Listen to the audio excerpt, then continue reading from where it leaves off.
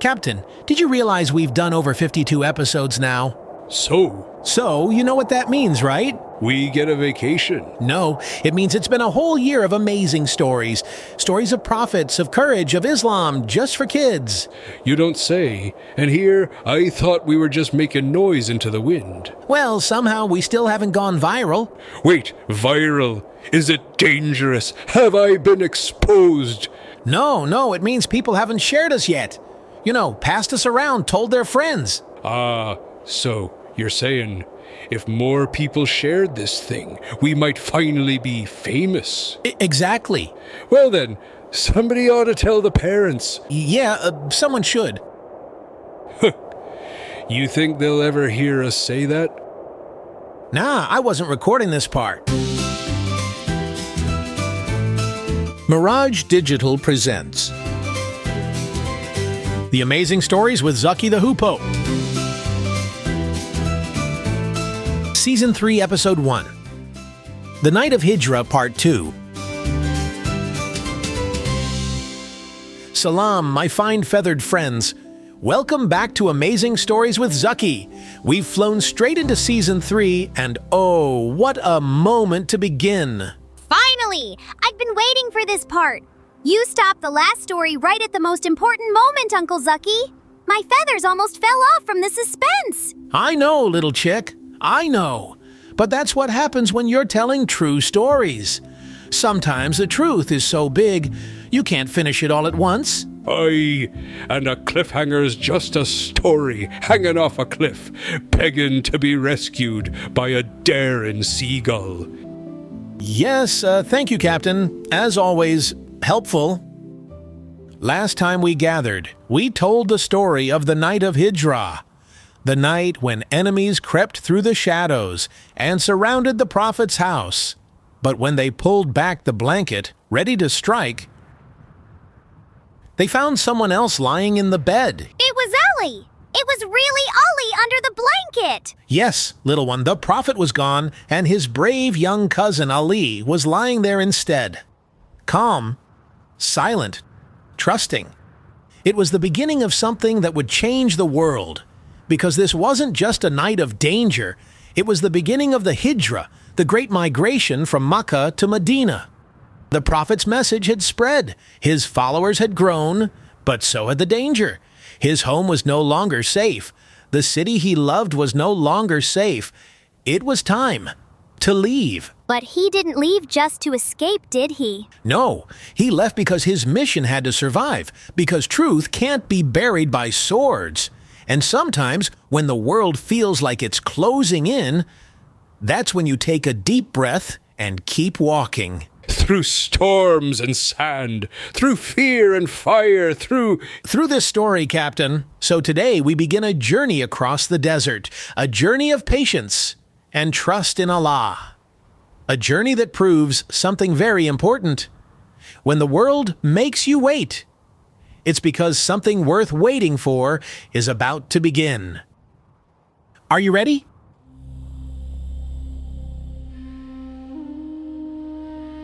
Chapter 1, The Empty Bed. The Quraysh froze. Their swords hovered in the air. Their eyes locked on the figure in the bed. But it was not the prophet. It was Ali, calm, still, eyes closed as if sleeping, though he knew exactly what he was doing. But they didn't attack him? No, their blades dropped just a little.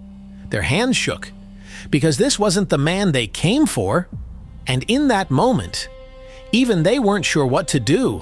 Aye, you plan a strike with a storm in your gut, but what do you do when the storm vanishes? One of them stepped forward.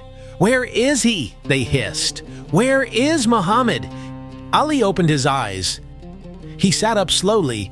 Not afraid, he looked at them and said, "Nothing." He didn't speak? He didn't need to.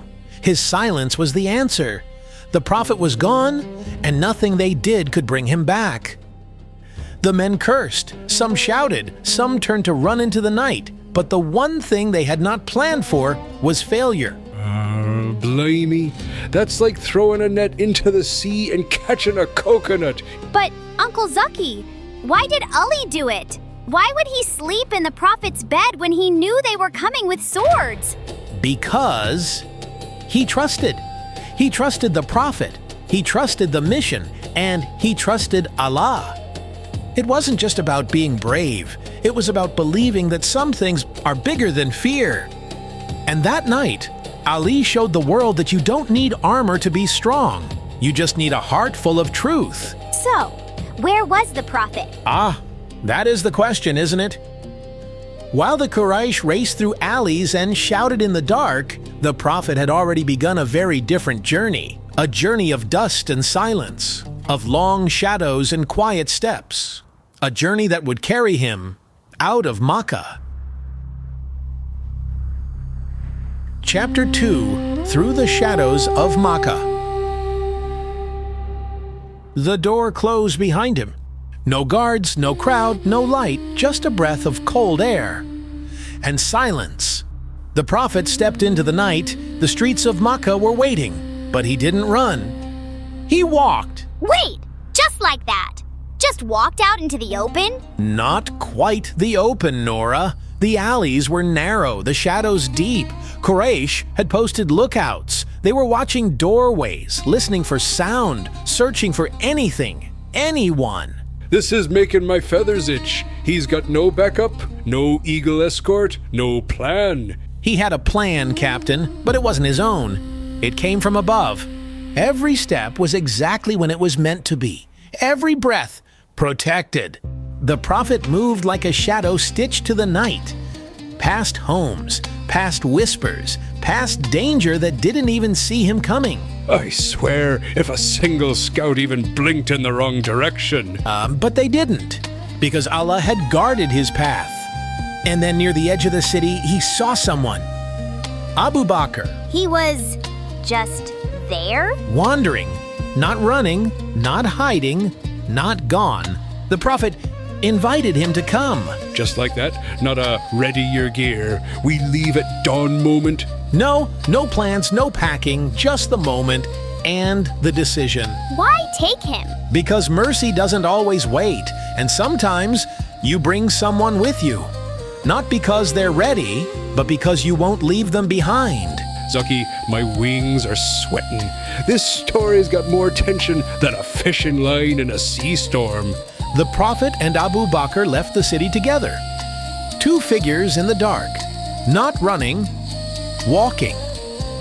Past the last homes, past the watchfires, past the city that had turned its back.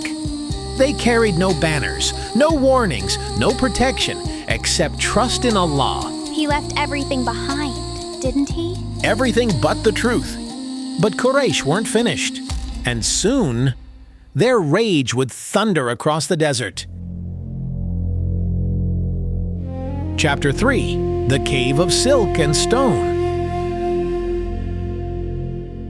When Quraysh realized what had happened, they were furious. They had waited in the darkness, only to find Ali in the bed, calm, brave, unbothered. But now the prophet was gone, vanished, and every moment he stayed gone was a moment they lost control. So, they went mad, didn't they? Storming through streets, slamming open doors, shouting at shadows.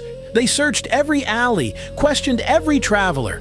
They brought out riders on horseback, expert trackers, sharp-eyed scouts, all to hunt down one man. But he didn't go in a straight line, right? That would have been too easy to follow. Exactly, Noora. The prophet didn't take the usual road north to Medina.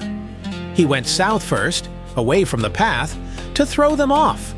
They walked through dry valleys, scrambled across rocky slopes. Their feet ached, their water ran low, and always behind them, the sound of horses. I told you we needed eagles, or a camel with rockets strapped to its tail. But this wasn't a race of speed. It was a race of trust. And when the prophet saw the cliffs ahead, he turned. Up a steep, narrow path, nearly invisible to the eye, they climbed. Higher, tired, breathless. At the top, there was a cave. The cave! The Cave of Thar. Just large enough to hide, just high enough to be missed. They entered, the wind outside blew sharp against the rock, and then they waited. But the chase wasn't over. Quraysh followed. The riders reached the base of the cliff. Dust flew, voices shouted. They were getting closer. This is it, isn't it? They're trapped. They're finished. This is the end of the scroll. Inside, Abu Bakr trembled and began to weep in fear. He turned to the Prophet, his voice shaking. If they just look down, they'll see us. And the Prophet replied, "Do not be afraid. Allah is with us." He really wasn't scared at all? Not even a little. Because when your trust is with Allah, fear doesn't get to lead. And then, the miracle began. A spider, silent and unnoticed, lowered itself at the mouth of the cave and began to weave. A spider, you say? Blimey. The spider spun a web, thread by thread, circle by circle, a web so fine the morning light could barely see it.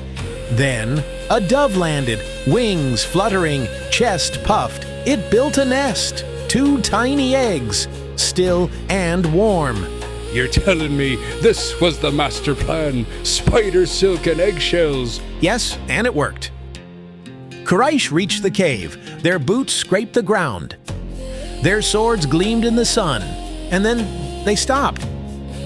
They looked up, saw the spider web unbroken, saw the bird resting.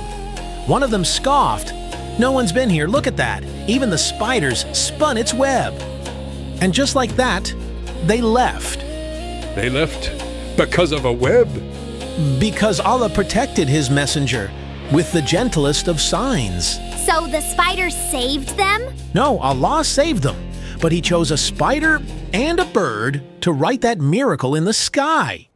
That day, the weakest home in the world became the strongest shield in history. And to think, I almost swatted a spider this morning. Feathers of wisdom.